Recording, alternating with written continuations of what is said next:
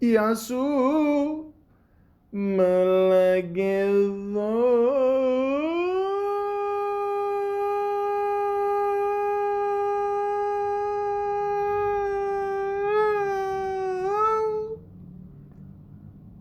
Welcome to the Malaka podcast. The Many Saints of Newark. Woke up this morning, got yourself a gun. Mama always said you'd be the chosen one. She said, you're one in a million, you got that burn to shine. But you weren't born under a bad sign, with a blue moon in your eyes. Let's sing it now. Woke up this morning, out of blue moon in your eye. Woke up this morning. Woke up this morning, got yourself a gun. And in the morning, then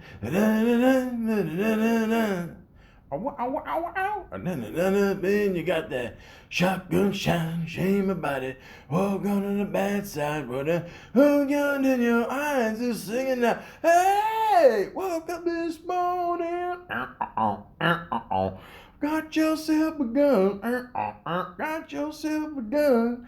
Got yourself a gun. Fuck yeah. Ladies and gentlemen, we have been waiting a fucking long time for anything that is Sopranos, TV show, movies, a fucking skit, something to tie us over. But a lot of things have been fucked up during this pandemic, but at the same time, it's given us a chance to catch up on a lot of shows. And the Sopranos show, The Sopranos, is and forever will be the best TV show of all time. Better than Breaking Bad. Better than The Wire. Yeah, I said it. Okay, I'm not just saying that because I'm a white Italian male. Although technically, according to Ancestry.com, I'm 8% black. But we'll get into that another time. It's the truth. This show started a trend where, first of all, how much better is TV over the past, let's say, 20 years than the movies? People used to laugh when you were on a TV show. Oh, you can't get into the movies? It's not like that anymore. Movies used to be up here, TV's down here. Now, sound effect. Now, the quality of television, especially with dramas, is phenomenal. Of course, the process of making a good comedy has absolutely been affected by cancel culture. Again, we'll talk about that another time. But the drama game, on television especially, has been awesome. And The Sopranos started that. Every show that has come after The Sopranos, every good drama show, owes a thank you to The Sopranos. Now, ladies and gentlemen, I would love to do a whole podcast on The Sopranos one day, but that would just take up a lot of my time, and Michael and I forgot his fucking name. Bobby, Steve Sharippa. There you go. I don't know. That's my point. We all know these guys for their actual names on Sopranos, and they're just killing it. Absolutely killing it. No pun intended. On the Soprano podcast. And they're doing a phenomenal job. Great guests. They just recently had the cast of Saints of Newark on there. They're doing a phenomenal job. How can you top that? Plus, you got the two guys that actually were a part and acted in the show. You know what else The Sopranos taught us? That the main characters can go at any minute. At the end of season 1, where's Pussy? I mean, 20 years ago before that meant something completely different. But now they're referring to the character. And then we all know what happened in season 2, which is probably regarded as the best Sopranos season of all time. But again, I'm not here to talk about that. I'm here to talk about something we've been waiting for a little over 15 years, is The Many Saints of Newark. Now, obviously, they made the movie. It got delayed because of the pandemic. What the fuck hasn't? And we finally got it. And I gotta say, I thought it was good. I'm not gonna lie to you, I was expecting more. But then again, there's a part of me that's like, you know what? 15 years for 2 hours of The Sopranos? It's not enough. We need more. I mean, I was expecting this movie to be at least 3 hours, you know, but we didn't get that. Nice little 2 hours, you know, satisfying for Soprano fans. Although a lot of people are saying that's the whole thing. If it wasn't because of The Sopranos and the whole theme in that, nobody would give a shit about this movie. I disagree with that a little bit, but at the same time, it's an okay movie. But for a Soprano fan, I thought it was pretty good.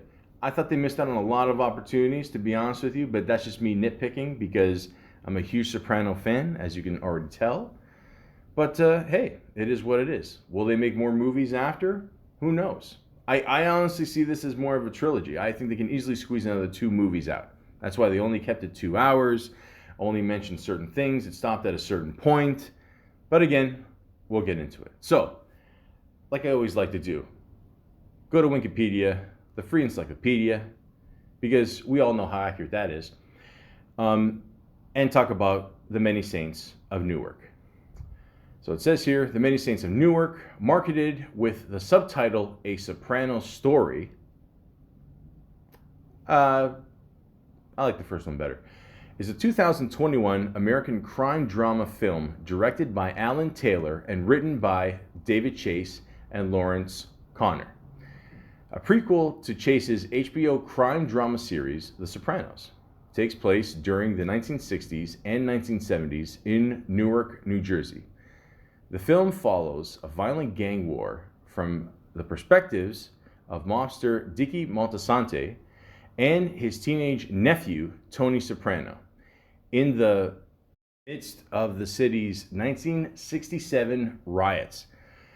Fuck me, as a Leaf fan, I'm fucking cursed with this fucking number.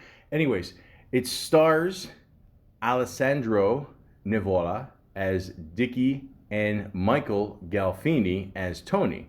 The character originated by his father in the series, with Leslie Odom Jr., John Berthal, Corey Stoll, Billy Magnuson, Michaela, is it Michela? How do you say that?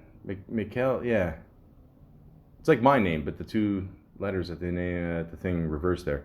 Yeah, Michaela De Rossi. There you go. John Magaro, Ray Liotta, guy's awesome, and Vera Farmiga, Vera Farmiga,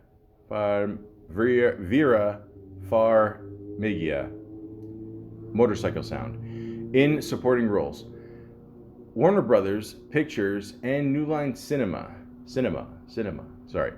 obtained the rights to produce The Many Saints of Newark alongside HBO Films. The film had its world premiere at the Tribeca Fall Preview on September 22nd, that's my mom's birthday, 2021, and was theatrically released in the United States on October 1st, 2021, along with the month-long simultaneous release on the HBO Max streaming service. The film received mostly positive reviews from critics, with many praising the performances of Gandolfini and Nivola, though some criticized the script. Okay, that is definitely the biggest criticism. The casting was great. Okay, I don't think anybody's got a problem with that for the most part. But yeah, a lot of people gave it shit, saying that, you know, we were expecting more of a Tony Soprano story instead of a Dickie Moltisanti story, you know, or Michael's, you know, father, his past and all that, you know. So, and it's funny too, because I heard that Gandolfini's kid, Michael here, he was only in the film for 15 minutes, which didn't seem like, 15 minutes out of 2 hours, you know. And again, we're expecting a Sopranos movie. But again, it wasn't called a Sopranos story. It was called The Many Saints of Newark. Okay? It's not just one saint. There's many. So, there you go. You know, it's right there in the title, guys. I don't know what to tell you. But again, you know, a lot of people said, okay, it wasn't much of a story. It was just more kind of introducing the characters and all that. And like I said, you know, it's very possible we're going to get at least another movie, if not maybe 2. This could become a trilogy like Godfather. Hopefully they don't fuck up the 3rd one. But yeah, you know, here's hoping. Because again, you know, 2 hours, you know, waiting for 15 years. Me personally, as a true Soprano fan, it it's just not enough. I mean, we absolutely need more. So, if you guys don't mind, basically what I'm going to do is I'm going to watch the movie a little bit here, and I'm going to, go a little scene by scene here. I'm not going to cover every single little fucking detail, because I got shit to do. And, let's just talk about it. Let's just see, if you like the movie. Did it satisfy you, as a Soprano fan? I mean, is this enough, or is this one of these Godfather 2 moments where it just to wet my beak? So let's watch it together and enjoy. So we have a good opening montage here with the graveyard. It's nice. I'm going to be honest with you. I don't know what the first 3 names are. I don't know. I don't think no one really cares about those, I'll be honest with you. But the main one that caught everyone's eye is obviously Christopher Moltisanti. You got the picture of him there. Born in 1969, died in 2007. We all know how he died as an audience, okay? Somebody plugs up your nose, a little bit too much, bleeding on the carpet there. I guess Tony was really pissed off. He had his wits' end. I just want to say this. I mean, there's a point in that scene, if you remember the episode in Sopranos, where he looks back and he sees the baby seat. And he's probably thinking, you know what? How many fucking times do I have to save this kid? How much longer am I going to prolong this? So on top of that, this guy could be high on skag, as they like to say it on the show, which is heroin. And, I mean, you could tell, like, during that whole scene, he was tweaking and whatever, and, Tony just kept looking at him like, what the fuck, and, on top of that, he's wearing the hat, the Cleaver hat, death is coming, we all got that. And, he's like, you know what, he's going to be high one day driving his kid, and he's going to cost him and his kid his life, so, I don't know. Again, this is Tony playing God, again, there's a great shot of Tony in that scene where he just looks like almost the devil himself, it's almost like, for those, like, whatever, maybe 15, 20 seconds he's plugging his nose, like, he literally is the devil, and you see that later on. He's got the scars, the cuts on his cheek, that just to make it that much obvious. At one point he's high on shrooms, whatever, looking at the thing in the casino there, the cartoon devil face. I mean, it's all there. But anyways, It's a pretty eerie scene, just like seeing this, and like even Christopher says in the opening here, he says, even with a name like, Moltisanti, I'm fucked. You know what I mean? Like, it just, it's a good way to open it, so you're kind of wondering, okay, where do they go from here? Now they're at the train station here, meeting up with some people, shows Christopher as a young man. I mean, I'm gonna be honest with you, I thought this was Tony for a second. I mean, obviously he hasn't been born yet, but he's a bit of a chubby kid, as we all were. So then, he's with his dad, again, back in the day, man, they started the trend, everyone would just wear whatever colors they want. They didn't care. Everybody dressed like Steve Harvey. And Dicky Moltisanti is played by Alessandro Nivola.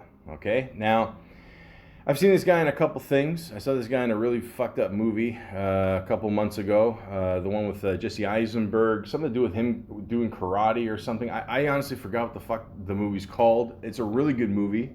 If you have the chance, check it out. The ending is absolutely fucked. So I don't know, I just wanted to get an idea of what this guy's all about. He's done a lot of plays, I'm told. But then I realized, I'm looking at it, I'm like, I've seen this guy somewhere before. I don't know where the fuck I've seen this guy. And then all of a sudden, it just pops in.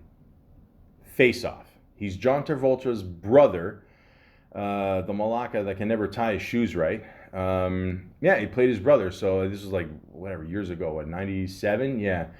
And, he wore glasses, much younger. And then since then, I really haven't seen him in that much. I mean, here and there, he does a lot of plays, like I said. But I got to say, overall, I thought he did a good job with this role. I mean, I don't think we ever saw a flashback of Dicky Moltisanti in Sopranos. I mean, the only time I remember seeing him is when Christopher killed the guy who he thought killed his father. I mean, I say thought because, again, it's still kind of a mystery. Again, I'm going to get into that a little later. But, it's funny because they took a picture of obviously the actor Michael Imperioli, and they had him like squint and look down, and you tell that's him, but they're trying to make him look older as his father. You know, it was a little cute little thing they did there. So I don't know, save a couple bucks. But yeah, I thought he did a good job with this role. I really did. So yeah. Then they meet up with Ray Liotta's character, who his name is Hollywood Dick Moltisanti. I mean, with a name like that, you either got to be in the mafia or porn. So yeah, I mean, he's great in it. What do I got to say about Ray Liotta at this point? He's fucking awesome. I mean, it's like Dave Chappelle, like talks about Michael Jackson. He did Thriller. Ray Liotta, he did Goodfellas. Like, what more do you want?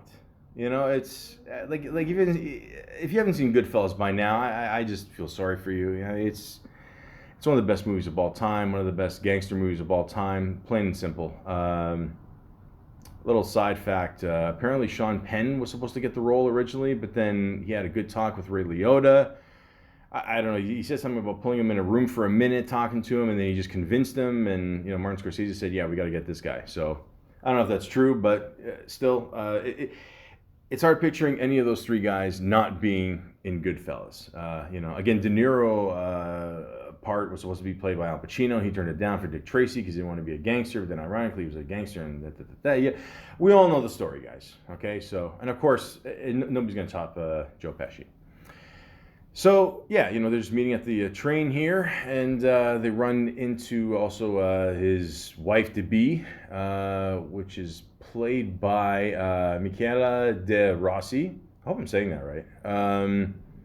She was really good in the role as well, and you could just tell right off the bat. It's one of those things, classic, things where you could see the one guy's interested in the girl, and eventually they'll probably end up fucking and being together, and the story. We've all seen this, with the asshole guy, and Anyways, so they're just talking over dinner now, bullshitting back and forth. He's saying how it's nice there, but then the toilets look like shit. I can actually vouch for that. I remember one time I was in the village in Greece, whatever. It's beautiful, but then literally you have to go in this cement little building there. There's no lights in there. I took a flashlight. I shine it over this. It looked like to be like a bucket or a hole or whatever the fuck it was. There was like 1,000 wasps in there. So, basically, long story short, I didn't take a shit for like 2 days. So I'm like, fuck it. I'm not, nah.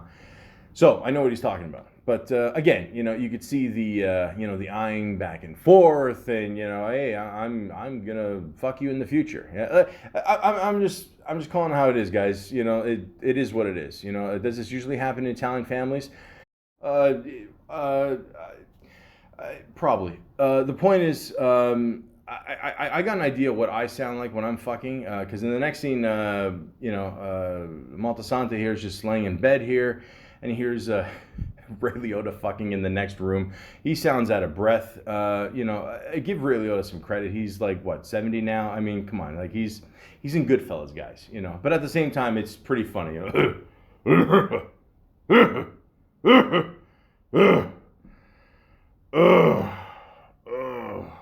Too much pressure.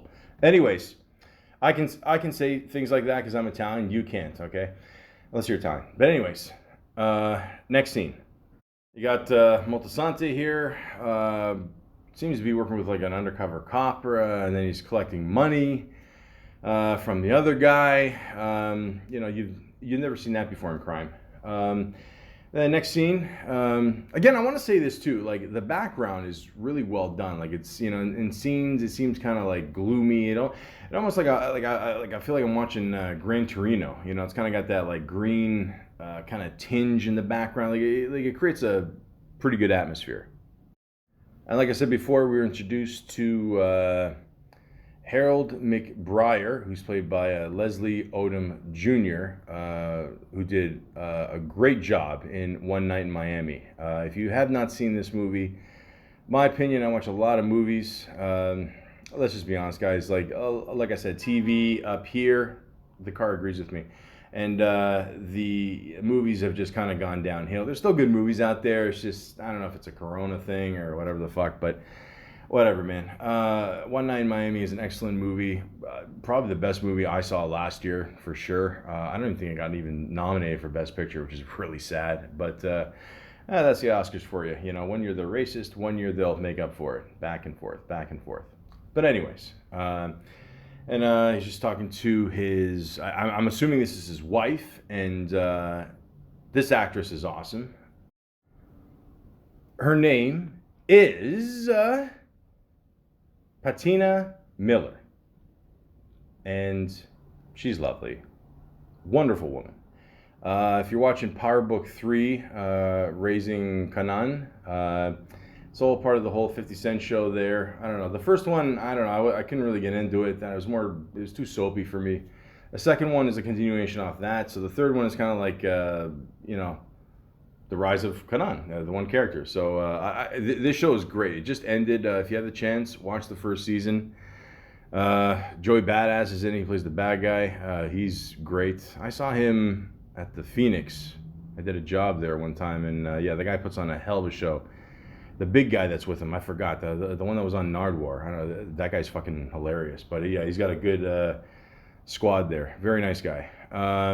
Yeah, so they're just talking away, and yeah, you know, like the whole point of this movie is that they're trying to give both sides. You know, it's not just the mafia side, but just, you know, like other things that are going on. You know, like later on you're gonna see you know, the riots, you know, that happened in Jersey, and you know, they made a slight reference to that in the first Sopranos, or the first season, whatever. And yeah, you know, it gives you a good little aspect, you know. And then the next scene, you get introduced to the majority of the next, you know, people in there, you know, that are going to be in the movie. You got John Berthenol. Wait, did I say that right? Berthaniel? Yeah. There we go. Yeah. I heard he's a boxer. I don't want him to kick my ass. Johnny Soprano. I'm going to be honest with you, okay? Now, I'm not saying he didn't do a good job in this role, because I thought he did. But I remember a while ago, okay, I saw him on Jimmy Kimmel being interviewed, okay? Like, this is like over a year ago, whatever. And Jimmy asked him, are you going to be on Sopranos? And he gives this, like, look. And I swear to God, like, I thought the way he gave the look, I thought he was doing a Paulie Walnuts impersonation. And I just assumed they were going to pick him for Paulie Walnuts. Now, maybe he's a bit older for that, I guess, because at the time Paulie was younger, you know, whatever. So, I mean, I didn't really think of that. But I don't know, man. Like, him as Paulie, I don't know. Like, I guess he's because he's a bit older. I mean, maybe that's why they didn't pick him for it. But, yeah, man, I don't know. I'm just, you know, I'm just saying. Just saying. Maybe if he was a bit younger, he would have been picked as Paulie. But, anyways. He did a good job as Johnny Soprano. Oh, you see one of the funniest guys I love today playing Buddha or Buddha. I don't know. It's two D's. I don't know. Who knows? Joey Diaz. He's fucking awesome. If you don't know who this guy is, just put in Best of Joey Diaz on YouTube. Sit back, smoke a joint. Enjoy the ride, cocksuckers. But yeah, he's fucking awesome. So I'm glad he was a part of this. You know. And, yeah, you know, you slowly get introduced to everyone else. Pussy Balmancero is played by Samson Moik Kiola. I think I said that right? Yeah. I mean, he doesn't say much in the movie, I gotta be honest. I mean, I would like to see a little bit more from him. You get to see Paulie Walnuts, you know, who's Billy Magnuson.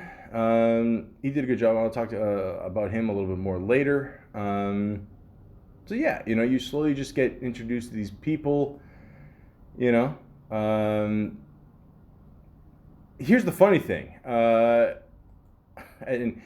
and like I guarantee you this threw off everybody. When you see Sil for the first time, you see him with no hair. Now, like the whole joke is on the show that like we all know who Sil is, okay? You know, you know, come on, we all know. Bruce Springsteen, come on now, guys, you know, pay attention. But we're all like, okay. So the whole joke is he wears a wig, not only on the show as his character, but literally he wears a wig. Okay, so that threw everybody off. I mean, Okay, with Ralphie, it was pretty obvious. They made the joke there when they're chopping his head off. The shit fell off. Uh, You wouldn't recognize if you had your mother's muff on your head. or something like that. I don't know. But yeah, So it's got to be a thing in the mafia. By the way, there's no mafia. That if a guy has a wig on, you never bug him about it. Plus on top of that, he was Tony's consigliere, and I'm sure you got some points for that. So yeah, it's I thought that was pretty funny. They did that. So because I mean, it was pretty obvious he wore a wig. I mean, every time you see him, in real life, you see him with the bandana on and all that. So it is what it is. But I thought that was pretty funny. Also, good choice. You had playing Mr. Junior Soprano is Corey Stoll. Now, Corey Stoll has been in a lot of things lately, especially on Billions. He's been in the last, season and a half, whatever. He's doing great on there. He always pops in on everything. First time I discovered this guy was on House of Cards. Yeah, I know. The other guy, I know. But yeah, he was in the first season there. He was great in that. Yeah, so he does a good job as Junior. Puts the glasses on him. He's got the bald thing going. Brother, I know the feeling.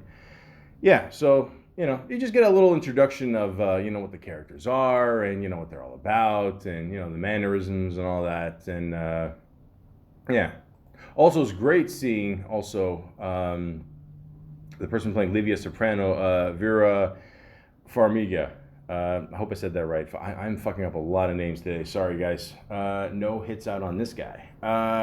Yeah, she did a great job. I thought the mannerisms were really good as well, with her, the way she moves her eyes. I thought it was fucked up. Like, at one point she's smoking, and then she literally just ashes into the baby stroller. I mean... What the fuck? I mean, did she ever give a fuck about anybody? But anyways, yeah. Again, great role. Actually, you know what? Now I'm looking at this scene. Like, the guy who plays Pussy, does he not look like Luca Brasi on The Godfather? He kind of does. Like, I mean, he's got like the really dark eyes, and I just keep picturing him getting choked out with a wire. I don't know. Maybe that's just me. I don't know.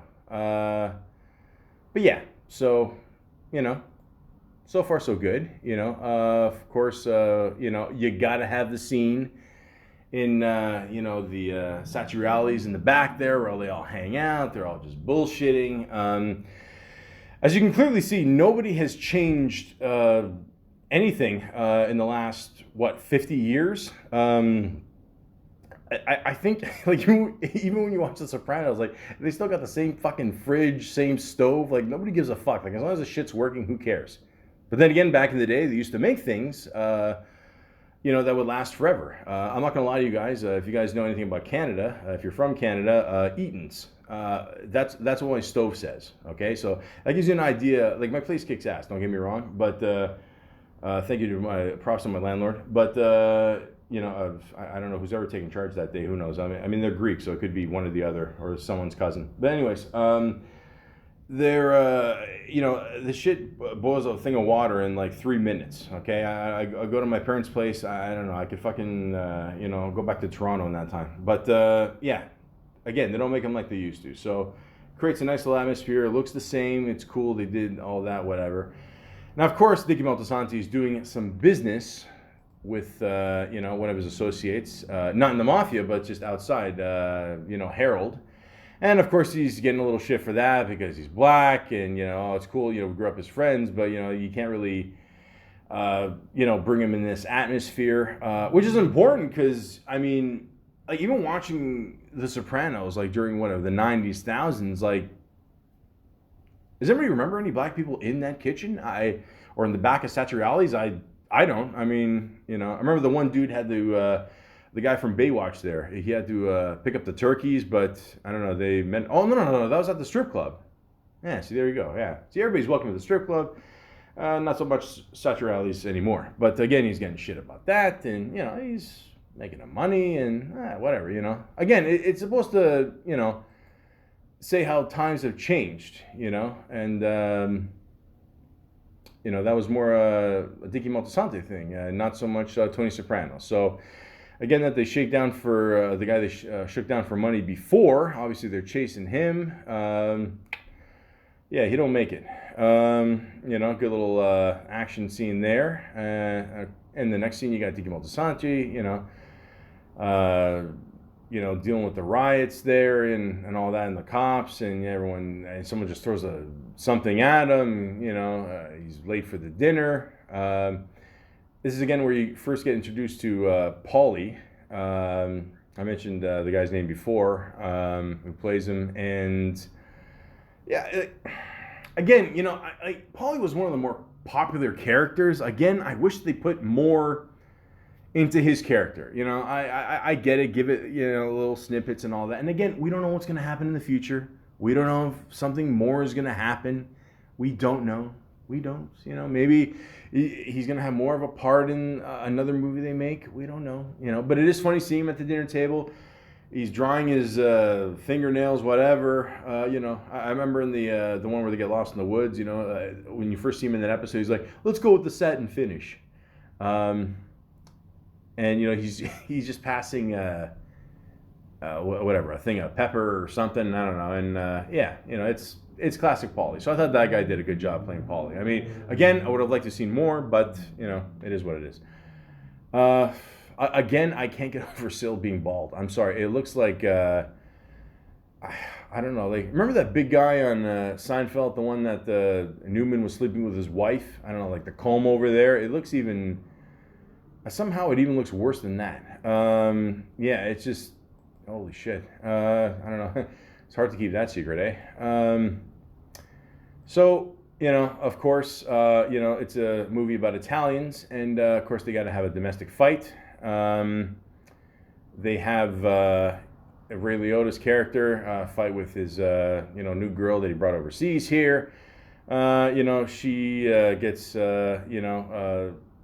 pushed down the stairs here. Of course, that's a reference to when Janice pushed down Ralph in the stairs on Sopranos there. It is what it is. I don't condone this scene at all, but at the same time, it's these guys are douchebags, man. I mean, that's one thing. Like every time you see a good mafia movie, like you think to yourself, like, oh, these guys are cool and everything, and it's like, I mean, look at the way they treat their women, or they just treat everybody like fucking shit. You know what I mean? It's just, it's bad, guys. So it's just a constant reminder. And the next scene here, it shows little Christopher, just... Sorry, guys, I just realized I already fucked up. You see, this is how confused I am. I don't know. Some people should wear name tags. In the beginning there, the kid with Moltisanti there, that was good old Tony. So sorry, that's my bad there. I think I said Christopher. It's Tony. And then here, it's obviously Tony. Hence, that's why he's chubbier. I don't know why I didn't put two and two together. My bad. Okay? We all make mistakes. Yeah. So, of course, Moltisanti here is talking to, Ray Liotta's girl. Big no-no, of course. We all know what's going to happen here. It's pretty obvious at this point. So of course there's a hell of a fight scene in this car.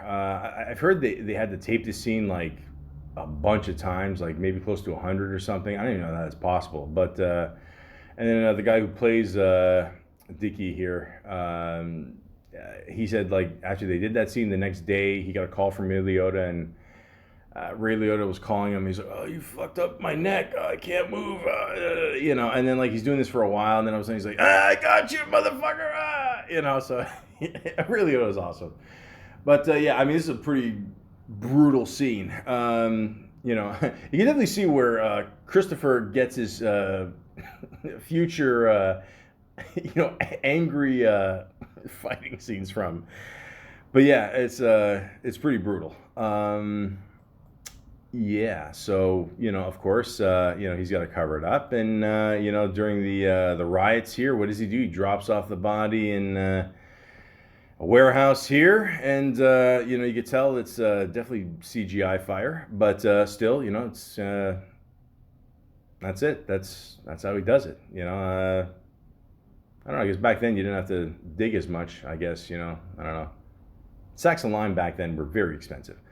So yeah, they're all at the funeral there. You see a young Janice, young Tony. Yeah, the name I obviously fucked up, which I'm gonna get in shit for that later on by somebody. But yeah, you see again everybody just interacting at the funeral there. You could see. Okay, Tony's gonna slowly. Or sorry, again. See again, I keep fucking up names, guys. I'm sorry. You grow up Italian, you hear Tony, Chris, Paul. You hear this shit all the time. Even I get confused. Forgiveness. So what do they do? Which really threw me off here is Dickie here goes to jail to visit somebody, and yeah, it's Ray Liotta again. We're like, okay.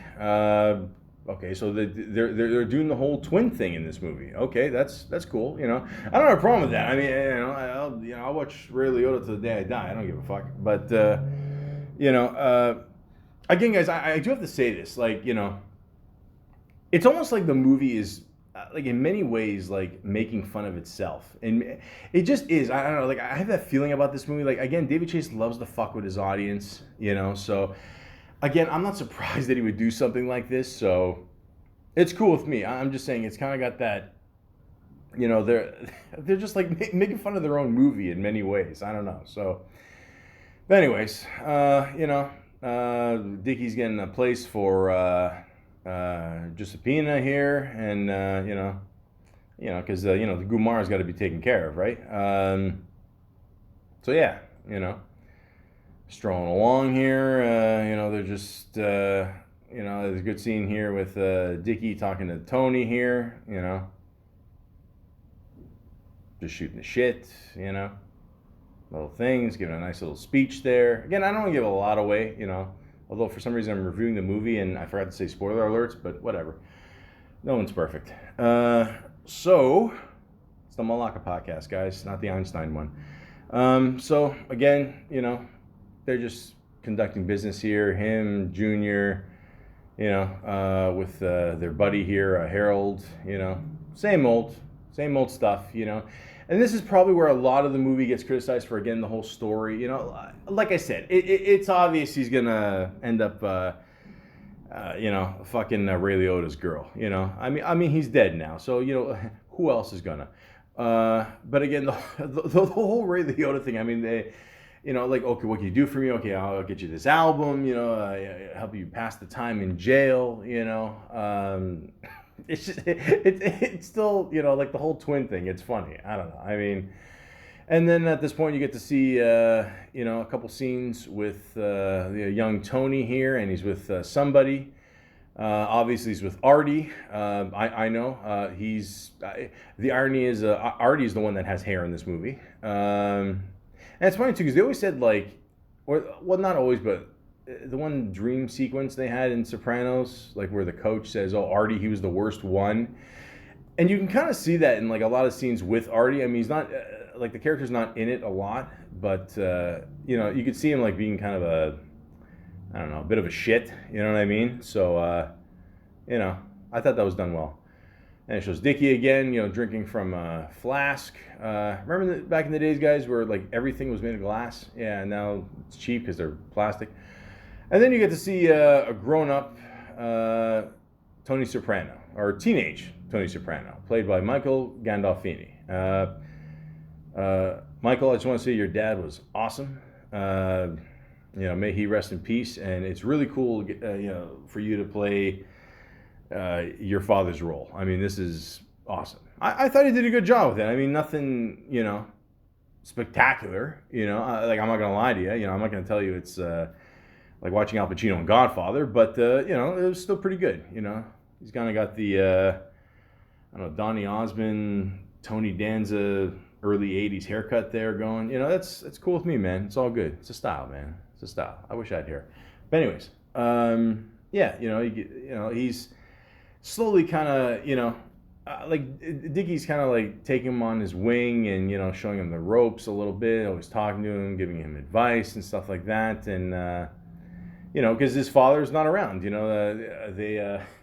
was funny when Tony was in therapy. He's like, oh yeah, he was. My dad didn't go to jail. He told us he was in Texas being a cowboy. So yeah, so he was sent away. I forgot to mention that part, and there's also the part there where, speaking of therapy, when, Tony had to talk to, what it was, the principal, whatever. And again, the glasses, the hair, you could tell it's supposed to be Dr. Melfi. And they told me he had a high IQ, because I remember the one episode where he was meeting John at his house, John Sacramone. And, guys, you should know the last names by now if you're a Soprano fan, please. But anyways, he said he had a high IQ of 136. So what I'm told is 160 is genius. Because what did they say? Steve Buscemi's character had like a IQ of one. It was close to that. Whatever. I forgot the number. But yeah, I mean, everyone was smart. There's a reason why he's in charge. And I don't know. Who knows? Maybe he could have ruled Wall Street. But instead he became a gangster. It is what it is. But again, guys, this is why we need at least another movie to follow up what's going to happen. But anyways. So it shows here, Tony Soprano, senior Johnny Soprano, getting out of jail. Again, Corey, the guy who plays Junior Soprano, I think he does a great job in this. The mannerisms. I mean, they put the glasses on him. It just fits him. I don't know. I thought it was pretty good. So, he gets home. They have a nice little welcome home party for him.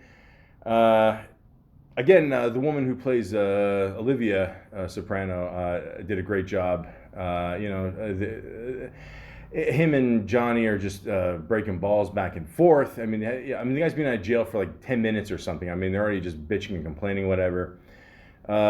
Junior at one point says about young Anthony, Tony Soprano, he never had the makings of a varsity athlete, which is a famous line that he says later on when he gets dementia, so that's that reference there. And at one point, Tony Soprano gets introduced to Christopher Moltisanti as a baby, and all of a sudden he just starts crying. And everyone's like, oh my God, it's so weird. And then the one lady there is giving a speech like, oh, the babies have this, sixth sense of, knowing stuff is going to happen to them or in the future, and they sense bad people. And obviously, guys, we all know what that's referring to, the ending of Christopher as a human being, the car flipping over many, many times because of Kenny and Heidi. But anyways, yeah. So I thought that was good. They put that in there, just a little foreshadowing of things to come. And the face he gives too, like at one point, Tony, Galfini's kid, like he kind of looks like him. I'm not gonna lie. I mean, he looks like him anyway. We all know that. But like I'm saying, like the face he gives, where he's kind of like annoyed, pissed. Like I thought that was really well done. I don't know if he practiced that or whatever. I mean, I'm sure he did, but still, I thought that was pretty good. So, yeah. Then it shows the next scene here. Again, showing all, everything that's going on, civil rights, the meeting here. Again, Harold, again, the actor that played this, Leslie Odom Jr., he does a great job with this, and they're kind of all wondering, like, why don't we, get more of a thing in this, I mean, like we should, we should definitely be making more, I mean, they want their piece of the pie, right? He's talking to his buddy here. I don't know, his one buddy here kind of looks like, I don't know, could easily pass for Dwayne Johnson's brother here, but yeah. Does he have a brother? I don't know. I'm just saying he looks kind of Samoan. I'm just saying, whatever. Don't give me shit. So, yeah, they're wondering, okay, what can we do? Yeah, and then, yeah. So, next scene, again, the one who plays a young Janice, by the way, I thought does a really good job. Her name is Alexandra Intrator. hope I said that right. Yeah, she does a really good job too. And Joanne Moltisanti is also played by Gabriella Piazza. She does a great job as well. Again, you don't see these characters a lot, but you just see them enough. You know what I mean? Like, and that's the thing with this movie. Like, I think again, like a lot of people were expecting, this to be a Tony Soprano movie, but it wasn't. It's more based on Christopher and how he kind of, not even so much just passed the torch to Tony, but just more, influenced him, and made him more curious about this life. So, again, like he brings him on, meetings that he'll have with Harold and stuff like that, then, of course it's gonna entice any kid that's, not doing much with his life, and shooting the shit. Then, Dickie here's trying to do the right thing, or, I guess the right thing if you have a Gumar and cheating on your wife, buys her, or gets her whatever the salon there. She's interested in that. We'll think about it, whatever. She's a good cook though.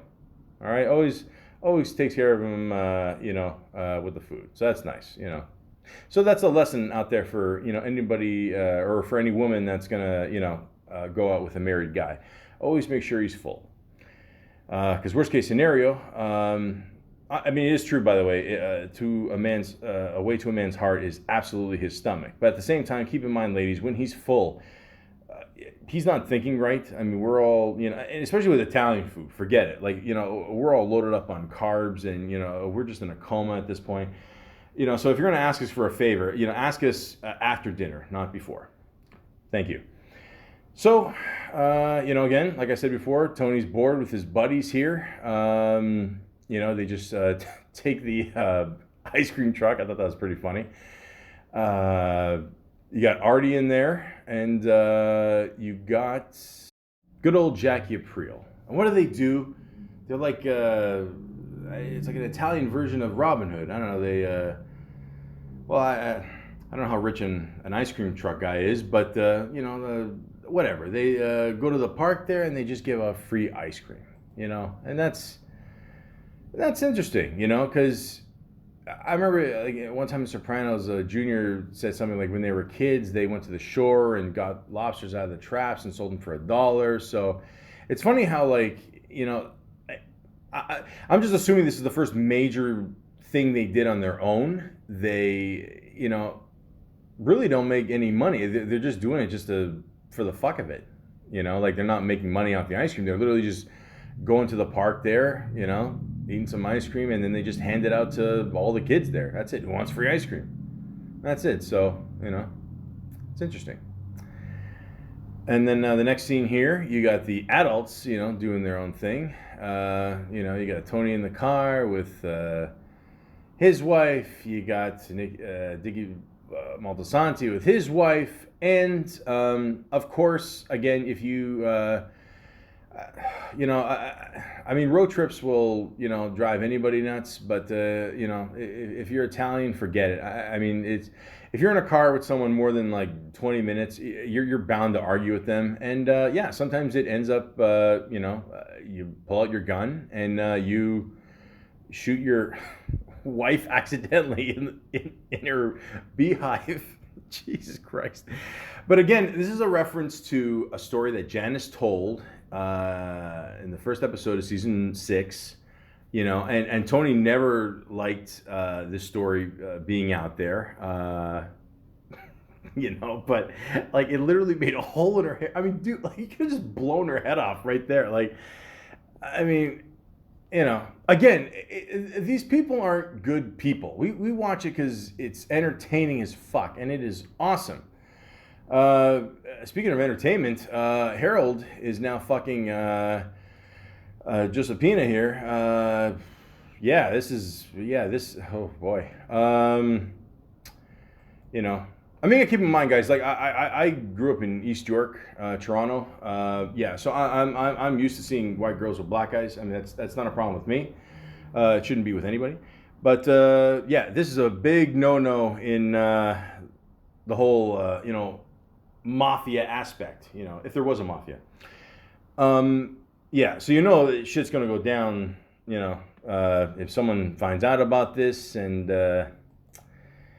yeah, what are you gonna do? You know, things happen. You know, and that doesn't stop the collections, as you can see in the next scene here. Also, it's funny. I mean, they play the Jacksons' ABC, which I believe is the only Michael Jackson song you can pretty much have the rights for. I mean, I hear it all the time in movies. It's very rare. That one scene, Undercover Brother, I don't know how they I don't know how they had the money to play the whole song. But anyways, yeah, you know, this is what the mafia lives off of. You know, just little businesses, stuff like this. You know, the collections every week for protection. You know, that's how easy it is. So again, it shows Dicky Moltisanti in jail here, visiting Hollywood Dick here, or the brother. I don't know. I'm getting confused here too. But anyways, yeah, you know, you got to do it. You gotta pay it forward. You know, you got to make sure that the person who provided you all this is taken care of and happy. So that's the right thing to do. Obviously, he feels guilty for killing his brother there, but what are you gonna do? Yeah. So the next scene, again, I'd say the scene is definitely more reminiscent to that scene in Casino. Charlie M, you made me pop your fucking eye out for Charlie fucking M. Charlie M. Anyways, that's my Joe Pesci. Please don't kill me. So yeah, again, one guy owes him money, and surprise, surprise, the mafia is not happy about that. So they get this like kind of power drill sand or whatever the fuck it is. Again, Paulie, he really doesn't want to ruin his suit. Guess what happens? He ends up ruining his suit. We all know that. Anything that Paulie wears, or he's gonna wash his hands 100 times a day. Like, we all know that. And this is like pre-COVID, so he's probably washing his hands like at least like 10,000 times now. Anyway, so yeah, they put the drill in this guy's mouth. His teeth are fucking flying all over the place like fucking bloody chiclets. They still make those? No? Okay. So, yeah, I just dated myself. But, yeah, again, little classic scene here, reminding you guys of, these guys don't fuck around. Take it, they're not gonna, yeah. What I'm trying to say here is, guys, if don't borrow money from the mafia, okay?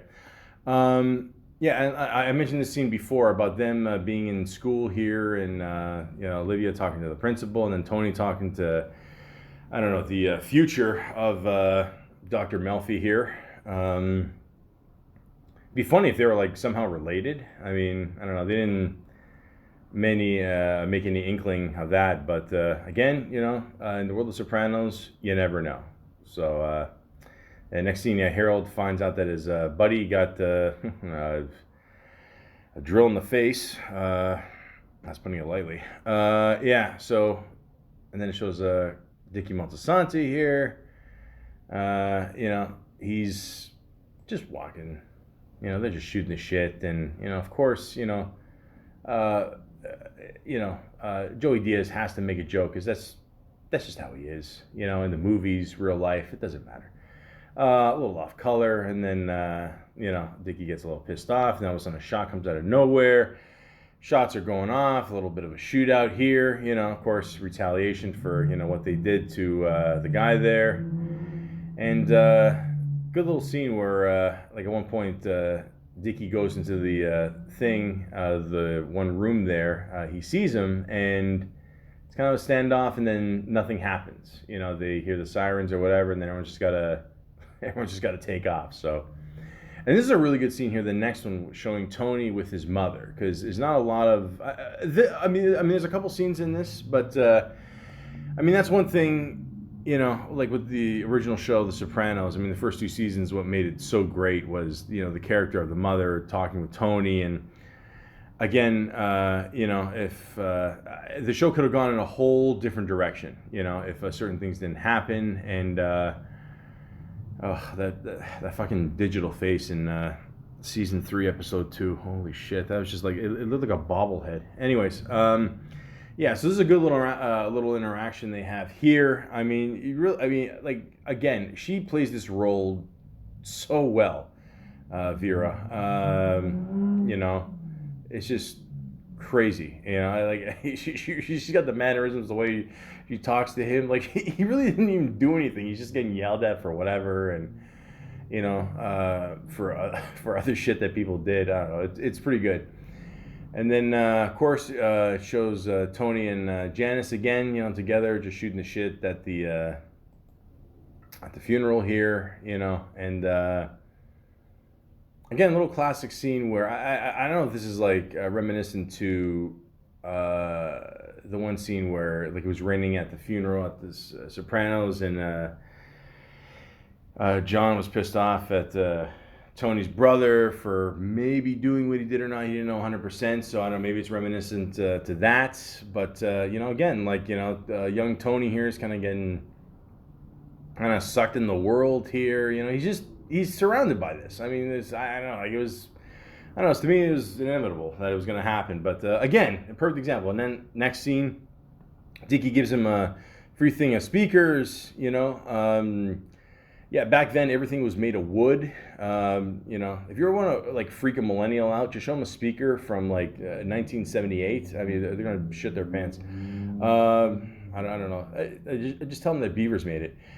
So yeah, oh yeah, I forgot to mention Uncle June fell before, and he says, "Sisters cunt," and that's what he said when he slipped in the shower on the show. So I got that reference. Of course, I got it. So, of course, he's, I don't know, yeah, I guess you can't really fuck here in the next scene here. Yeah, you got to be on your back, I don't know, just take it easy, I guess. Next scene here shows Harold again, meeting up with his buddies. I forgot what a pimp coat looks like. Again, this is, yeah. And again, they're just talking business, see what's the next step here, what else they can do. And of course, you got Dickie here going off with his, Kumar here, because what's he going to do? Spend time with his wife? No way. He's going to fuck her in the bathroom. So, he tells her, look, I got you the salon. You're good. Everything's good there. Not so good on the beach, though. They get into a fight. Again, you put Italians together long enough, it's going to happen, guys. It's just, hopefully it doesn't end that bad. I mean, there's nothing to, throw. So, of course, she, gets really mad, tells him that, I fucked Harold. And, of course, he's like, it's okay, don't worry about it. What, are you stupid? Of course. No, he goes fucking nuts, and I don't know. I just remember that one scene in Drive where, they're, he just, like, again, guy, like, Dickie's fucked. I mean, this guy is absolutely insane. I mean, like, it literally just takes her in the water, drowns her, and, it's just, fuck, man. Like, it is just, it's brutal, honestly. I mean, yeah, these guys, I don't know. I mean, no, Dickie never went to therapy, eh? No, okay.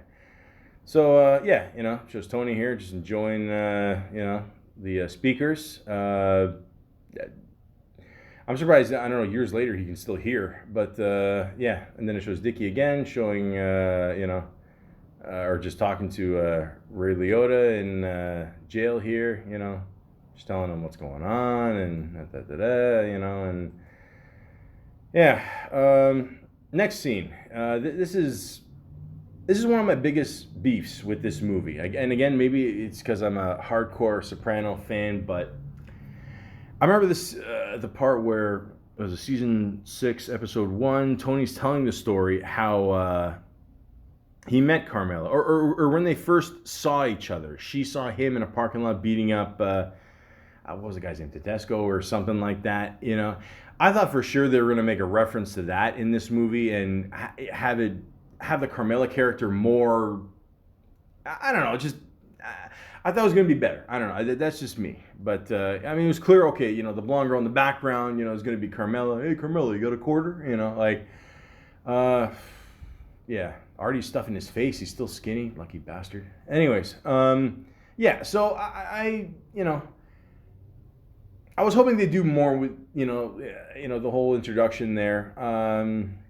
I don't know. Again, who knows? If another movie happens, maybe they'll make a reference to that later on. He's getting on the phone there, a pay phone, which if there's a millennial listening, I'll explain to you what that is later. Just wants to get him some beer or something. I mean, the guy's got better shit to do. And then at this point, you got like, this is where you see the Sill wig in full effect here. I mean, it literally looks like a fucking raccoon here. But again, it's just funny they just did this in this movie. The mannerisms this actor has, what was his name? John Magaro. Yeah, I thought he did a great job with this. Like I said before, I mean, like where he's walking to the door and he hears Tony knocking at the door. Like even when he's like moving his shoulders like back, like the facial expressions, I thought he did a great job. Honestly, I know a lot of people gave him shit for that. I don't know why. I thought he did a great job. But yeah, again, Tony's a little disappointed that he's still kind of like on the outside, I guess. Like he's not letting him like part of the crew or whatever. And hey.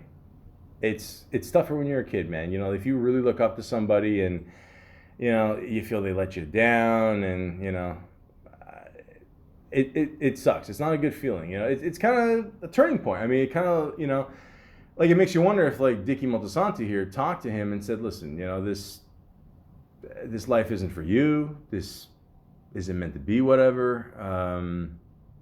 Yeah, I mean. Maybe Tony would have went into a different direction. He wouldn't be as angry, and he wouldn't have thrown two perfectly good speakers out the window. Which, I again, that's when you're angry and not thinking like a businessman. You could have sold them. I mean, come on, man. I'm just, you scrape the serial number off. I'm not condoning this. I'm just saying what you got to do. The point is. There's other ways of handling it. But yeah, he was pretty pissed off, almost hit his father in the head with the speakers. What are you going to do? So yeah, you got Sill, again, talking to good old Dickie Moltisanti, and you think to yourself, like, how much longer does he have? I mean, like we heard that story, that like how he died, and he could have had like a crib for his son, or he could have just had a simple TV tray. That's what he had. He had just a simple TV tray before somebody came up right behind him and shot him. And yeah, that's the end of Dickie Moltisanti. Now, watching this scene, you're really wondering, okay, so who shot him? Because you see, like, I'm going to talk about this, a little later on, but a little later on, I mean, in 10 seconds. But, you're trying to look at the guy, and like we all, thought that, okay, Tony. Well, who are we thinking? Like, we don't think Tony ever tells the truth. But again, it's just his truth. He actually was, shot by, an ex-cop, and he was done. It was done on spec, and there you go. That's it. So you're looking at the guy. You can't really make out who he is.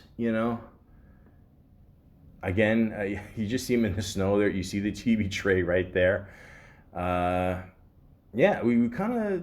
We don't know, like we know Junior was behind it because they mentioned that a little bit later. But I mean, Tony obviously doesn't know what happened yet. He's supposed to meet him at the Winston's here, which is an actual place, by the way. It's where they taped the last scene of Sopranos, or sorry, Holston's. I'm sorry. Yeah, sorry, I was thinking Ghostbusters there. But yeah, wondering where he is, and yeah, we're just wondering. Will he ever find out the truth? I mean, we watch a show, obviously, I don't know. I mean, did he keep it from Christopher all these years? Like, we don't know. I mean, who knows, right? That's kind of the mystery there, And then you got Junior there looking over the casket, and I think he killed him just because he said that one fucking comment or laughing at him, whatever, and like these guys are fucking psychos, man, psychos. It's fucking crazy. So. And then, I forgot to mention this, obviously, Christopher Moltisanti, as most people know him, but his real name is Michael Imperioli. And he's, slowly narrating, the beginning there, a little bit in the middle, and then at the end there. And as he's looking over the casket, Tony sees, like an image of Dickie putting up his hand, or for like a pinky swear, like they did before when they were talking. And he still remembers that. He still remembers that they had a promise. That's the guy, my Uncle Tony. The guy I went to hell for.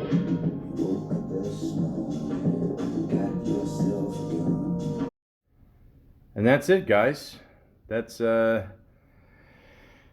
the Many Saints of... Oh, wait, there's more? Oh, there's a scene after the little bit of credits? Okay. All right, it's like a Marvel movie. Hold on. So, one last scene. You got Harold moving into the area. And it's funny, like, you got the one white guy sweeping, he's looking at him, how you doing? Like, kind of like, welcome to the neighborhood. Not exactly the best welcome, but then he, whips out a huge wad of cash. He gives the moving guy $300. Just paying the guy off. That's all. Movers got to eat too. So I don't know. It's kind of like the essence of you don't got to be Italian to be Tony Soprano or Dickie Moltisanti. It's. Maybe now it's like, introducing this character, like more moving up and doing his own thing. So now he might have to face off later on against Tony Soprano, or just leave it open for, the next movie. Who knows? So, like I said, for the most part, the movie got pretty good reviews, Again, it got criticized for the story, whatever. What are you going to do, Me, I liked it. And again, like if I had to give it a rating out of 10, I give it a 7 out of 10. As a Soprano movie, I give it a 7 out of 10. Maybe a 6.5 or whatever if I didn't know anything about this movie, whatever. But like the references I liked. They missed a couple opportunities there, like I mentioned with Carmela, a couple other people I would like to see more. But again, maybe this is just a taste of things to come. They're just introducing, these actors as these people, and we're gonna see what happens, later on. Who knows? We have no idea. So.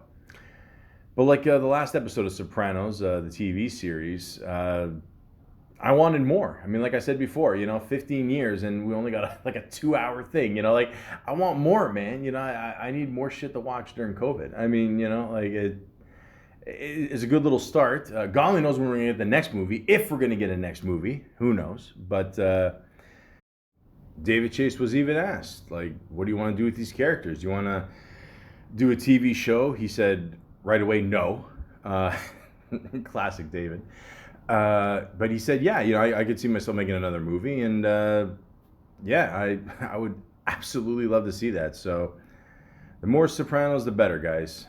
So yeah, like I said, I mean, this movie's nothing like Godfather, Goodfellas. Okay, I don't think anybody expected that, but it was just good to see, these guys back at it again. Because like I said, this is the best show of all time, and I hope they keep making more movies. So who knows what's in store for the future.